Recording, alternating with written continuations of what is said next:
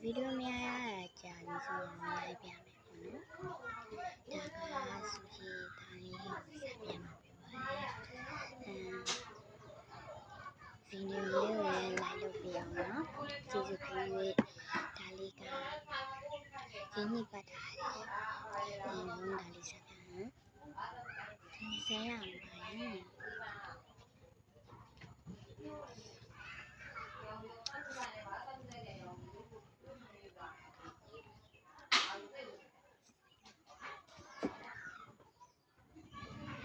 မဆိုးဘူးနော်ဒါပေမဲ့နည်းနည်းခါရပါလားစားလို့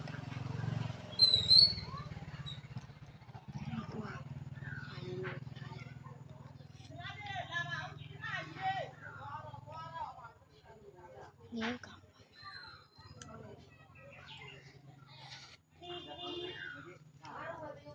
အချင်းလေးဟုတ်